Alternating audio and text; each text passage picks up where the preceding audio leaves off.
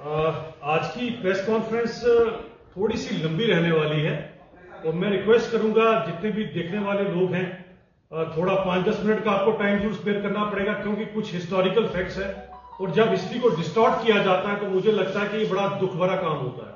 तो हिस्ट्री में एक्चुअल में क्या हुआ ये जानना बड़ा जरूरी है। और मेरी प्रेस कॉन्फ्रेंस में मेरे साथ मेरी साथी प्रवक्ता रजनी सेठी जी रहेंगे और गिरधारी लाल रैना जी जो हमारे एक्स एमएलसी हैं ये भी रहेंगे।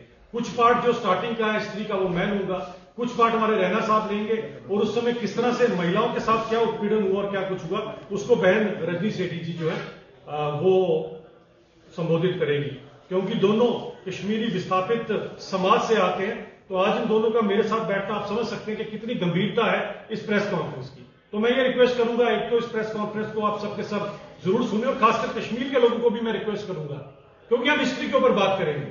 देखिए आज हम ये नहीं करेंगे कौन क्या था और कौन क्या नहीं था, और ना ही हम ये बात करेंगे कि कौन ट्रेटर था और कौन वफादार था, उस पर बात भी नहीं करेंगे, क्योंकि ये दोनों चीजें ट्रेटर वाली बात हो गई या जो उनको कहीं शहीद समझते हैं, ये मैं आज आपका डिसीजन छोड़ता हूं कि ये पूरी प्रेस कॉन्फ्रेंस और उसके बाद केवल मेरे बातों पर मत जाइएगा, इसका आप हिस्टोरिकल प्रूफ चेक करिएगा, क्योंकि मैं एक एक चीज का कोड कहां से लिया गया वो आपके साथ शेयर करूंगा। आप चेक कीजिए हिस्ट्री, आपकी मर्जी है, जो आप हमारे को बताना चाहते हैं जरूर बताइएगा। तो हम जरूर बताएंगे कि 13 जुलाई 1931 को हुआ क्या, लोगों को जानने का पूरा हक है हुआ क्या, क्यों ये सब कुछ किया गया और क्या कुछ हुआ। देखें कश्मीर की हिस्ट्री जो हिस्ट्री है उसके ऊपर केमिस्ट्री का भी बहुत बड़ा एक फर्क पड़ा हुआ, और केमिस्ट्री क्यों फर्क पड़ी है, केमिस्ट्री ने क्यों हिस्ट्री को खराब किया, ये मैं जरूर आपको बताऊंगा कि शेख अब्दुल्ला साहब जो वजीफे पर, जो मैंने कल भी कहा, महाराजा हरि सिंह जी के दिए वो वजीफे पर जब पढ़ने गए और केमिस्ट्री के अंदर डिग्री हासिल कर आए, कुछ खास अच्छे नंबर नहीं थे। एज ए रिजल्ट जब शेख साहब वापस पहुंचे उन्होंने कहा कि मुझे लेक्चरर इन केमिस्ट्री लगाया जाए। महाराजा साहब ने कहा कि देखें आप ऐसा करें टीचर की नौकरी कर लीजिए और जैसे आपने लोगों को यहां पढ़ाना है जरूर उसके अंदर काम करें। शायद शेख साहब को बुरा लग गया कि मैं क्यों एक टीचर की नौकरी करूं, जबकि मुझे लगता है टीचर का काम करना अपने आप में बहुत बड़ी बात है। वो बात थोड़ी सी शेख अब्दुल्ला साहब को बुरी लगी। अब इसमें एक फैक्टर तो केमिस्ट्री का है जो मैंने आपको बता दिया, दूसरा फैक्टर गिलगित बल्तिस्तान का है, ये भी आपको पता होना चाहिए गिलगित बल्तिस्तान भी क्यों कसूरवार रहा बेचारा इन सब चीजों के लिए। अब बात यहां से शुरू होती है कि जब ये सब चीजें हुई, अगर आपको याद होगा 1932 की गोल मेज कॉन्फ्रेंस जिसके बारे में मैंने आपसे पहले भी जिक्र किया था, वही एक ऐसी गोल मेज कॉन्फ्रेंस अंग्रेजों ने कराई थी लंदन के अंदर, जिसके अंदर 14 मोनार्क यानी कि 14 राजे हिंदुस्तान से बुलाए गए थे और बाकी भी थे। उसमें केवल महाराजा हरि सिंह ने उस समय खड़े होकर कहा कि जो हिंदुस्तान है हम सभी के सभी एक है और जो ब्रिटिशर्स हैं अंग्रेजों को भारत छोड़ना पड़ेगा। ये डिमांड महाराजा हरि सिंह जी ने 1932 की गोल मेज कॉन्फ्रेंस में इंटरनेशनल प्लेटफॉर्म पर की, और उस समय महाराजा हरि सिंह की उम्र कुल 30 साल थी। आप विजन सोचिएगा महाराजा हरि सिंह का कि कैसा रहा होगा। और अंग्रेजों की नजर थी गिलगित बल्तिस्तान पर जो महाराजा साहब की इसमें राज्य में आता था। अब गिलगित बल्तिस्तान की एक थोड़ा स्ट्रेटेजिकल पॉइंट ऑफ व्यू से बड़ी इंपॉर्टेंस थी, क्योंकि सोवियत यूनियन का जिस तरह से प्रभाव बढ़ रहा था, अंग्रेज चाहते थे कि सोवियत यूनियन को रोकने के लिए गिलगित बल्तिस्तान पे हमें बेस होना चाहिए। एज ए रिजल्ट उन्होंने महाराजा हरि सिंह को कहा हमें 99 साल की लीज के लिए गिलगित बल्तिस्तान दे दीजिए। महाराजा हरि सिंह ने कैटेगोरिकली रिफ्यूज कर दिया। जो आगे हिंदुस्तान को आजाद करने की बात कर रहे थे वो किस तरह से गिलगित बल्तिस्तान अंग्रेजों को सौंप देते। अब अंग्रेजों को यह बात जरा भी नहीं भाई। अब अंग्रेज चाहते थे किसी तरह से महाराजा हरि सिंह का ये जो राज्य है इसे खत्म किया जाए, और एक कॉन्स्पिरेसी बुनी गई। अब मैं आज भी बताता हूं और मैं बार बार कश्मीर के लोगों से कहता हूं कि आपका सबसे बड़ा कोई दुश्मन है तो ये नापाक मुल्क यानी कि पाकिस्तान है।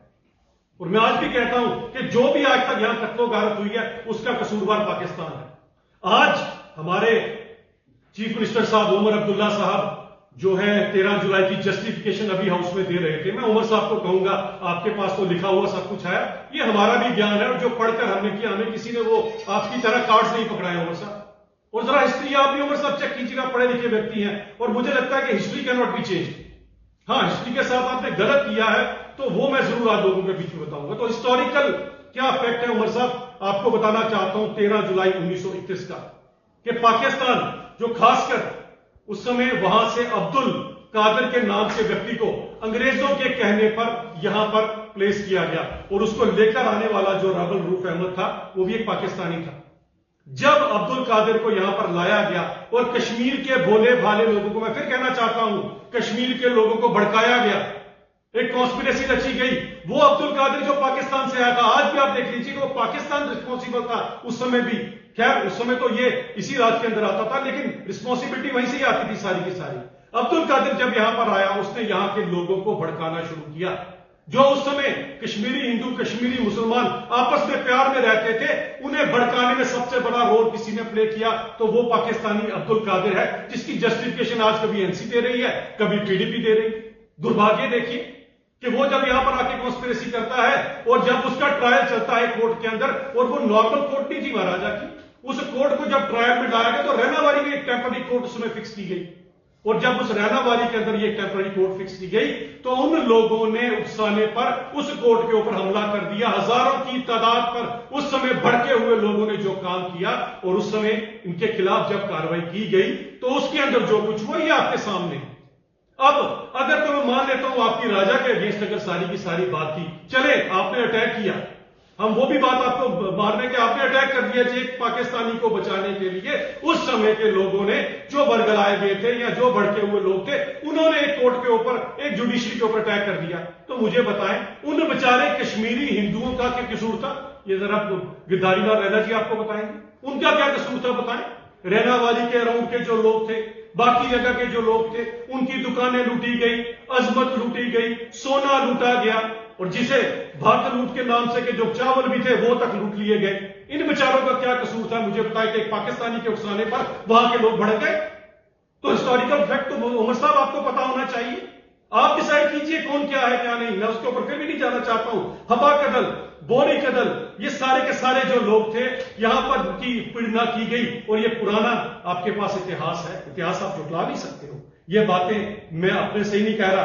अगर आप इसका चेक करना चाहते हैं, क्रिस्टोफर स्नेडर करके 2015 में अंडरस्टैंडिंग कश्मीर एंड कश्मीरी इस किताब में लिखा गया है, मेंशन किया गया है। और ये ना तो हिंदू है ना मुसलमान है, ये क्रिश्चियन है जिसने अपनी ओपिनियन इसके अंदर लिखी है। और ओपिनियन क्या हार्ड फैक्ट दिए, कुछ हार्ड फैक्ट अभी आपको गिरधारी रैना जी भी बताएंगे। 4 महीने तक ये उपद्रव चला है, 4 महीने तक। और इसकी जो आग थी वो वहां पर मीरपुर तक पहुंची, पुंछ राजौरी तक पहुंची। अगर आपको याद होगा उस समय कन्वर्जन की गई, जबरदस्ती लोगों को इस्लाम कबूल कराएगा, जिसके हिस्टोरिकल फैक्ट्स हैं।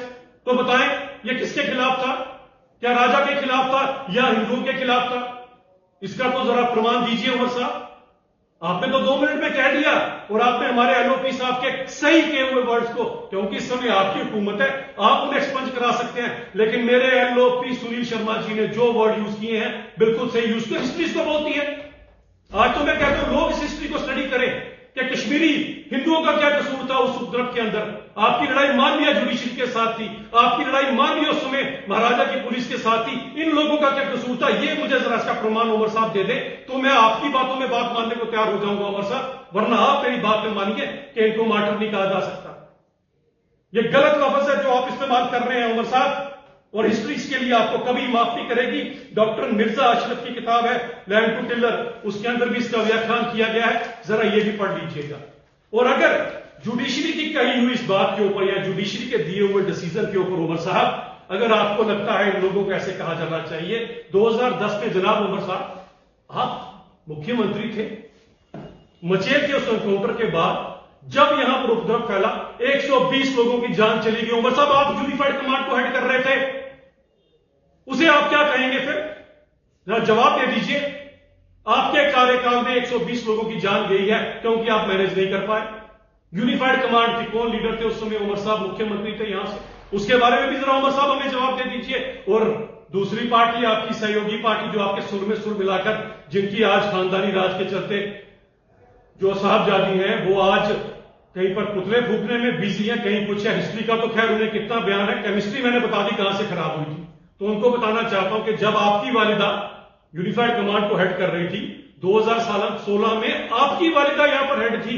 यूनिफाइड कमांड आपके हाथ में थी, हमारे हाथ में नहीं थी। आपके उस समय 96 कश्मीरियों की जान गई है, कश्मीरी युवाओं की जान गई है। और पैलेट गन इस्तेमाल करने के लिए आपकी वालिदा ने उस समय आदेश दिए थे। उनके बारे में आप क्या कहेंगे? वो कौन थे? ये हिस्ट्री जरा चेक कीजिए। और मैं उमर साहब से रिक्वेस्ट करूंगा, आप मुख्यमंत्री हैं, पूरा जम्मू कश्मीर आपकी तरफ देख रहा है, बायस होकर अपनी ओपिनियन बनाए। 60-70 साल बायस ओपिनियन के कारण ही हमारे जम्मू के लोगों की उत्पीड़ना हुई है। 51-52 की पहली असेंबली में 1.5 लाख हमारी पॉपुलेशन ज्यादा थी और 1.5 दर्जन ज्यादा सीटें आपके दादाजी की मेहरबानी से वहां चले गई।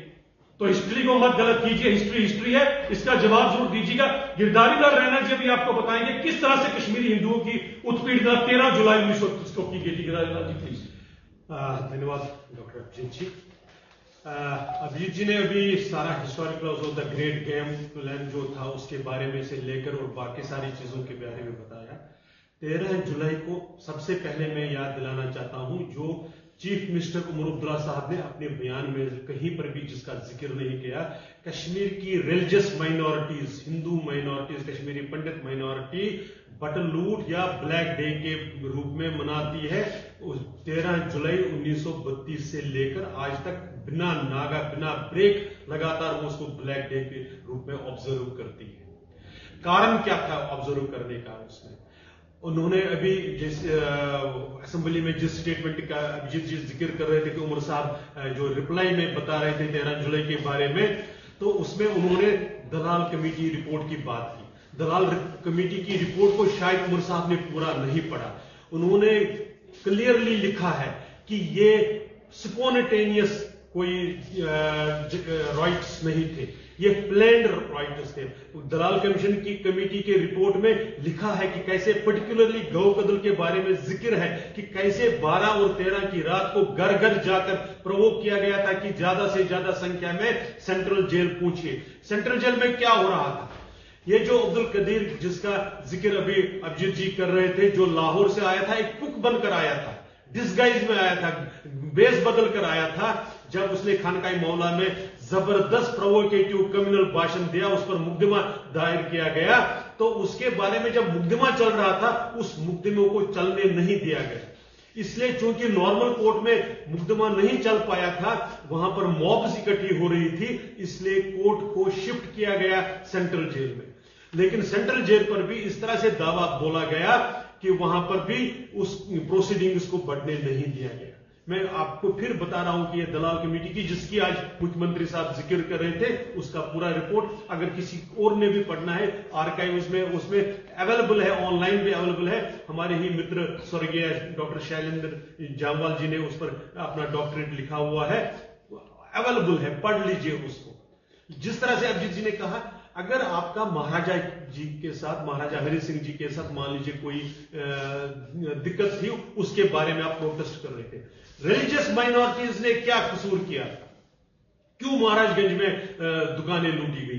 क्यों वैसारनाग जो इस रूट पर भी नहीं आता था? अगर आप रहनावारे से सेंट्रल जेल से चलेंगे और शहर की तरफ आएंगे, सौरा तो वैसारनाग तो सौरा रूट पर था, तो सौरा से लोग कहां से आ गए, किसके कहने पर आ गए? यह आपको इसका भी जिक्र करना चाहिए था। और फिर जैसे कहा कि यह कई महीनों तक चला। कानीहामा में क्या हुआ? पुलवामा में माधवलाल जी की हत्या किस भीड़ ने करी? तो इसलिए ये जो सारी चीजें हैं, आप गलत बताने की कोशिश कर, हिस्ट्री को सप्रेस करने की कोशिश कर रहे हैं।